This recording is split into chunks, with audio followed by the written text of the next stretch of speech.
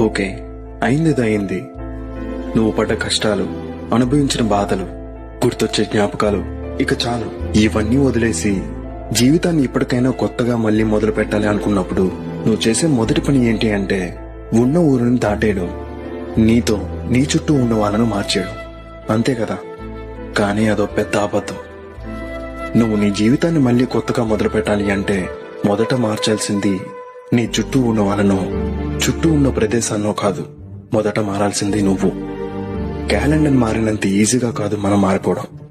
ఇంతవరకు నీలో ఏం నచ్చక నువ్వు ఈ జీవితాన్ని కొత్తగా మొదలు పెట్టాలి అనుకుంటున్నావో ఆ నచ్చనివేంటో తెలుసుకొని దాన్ని మార్చగలిగితే నీలో సగం మార్పు మొదలైనట్టే.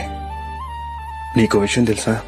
మనిషి కష్టపడో సుఖపడో కొన్ని నిమిషాలకు విడుదలయ్యే కొన్ని కోట్ల వీర్యకణాలు చేసే యుద్ధంలో ఒక్క కణం గెలిచి అండం పిండంగా మారి ఎన్నో అనుకూల ప్రతికూల పరిస్థితుల్లో 9 నెలలు చావుతో పోరాడి ఒక ఆడబిడ్డ పురిటి నొప్పులతో పడే బాధతో ఎంతో ఓపికతో ఎదురు చూస్తే కానీ ఒక జీవితం మొదలవదు. అలాంటిది నీ జీవితం మళ్ళీ మొదలు పెట్టాలంటే నీకు ఇంకెంత ఓపిక కావాలి? ఎన్ని యుద్ధాలు జయించాలి? ఒక్క రాత్రితో మారిపోయే మార్పు కాదు. జీవితంలో ఓడిపోవాలి. ఓడిపోవడానికి కారణాలు ఆలోచించాలి. నీ తప్పులు సరిచేసుకుని అప్పుడు నీ జీవితాన్ని మళ్ళీ మొదలు పెట్టాలి.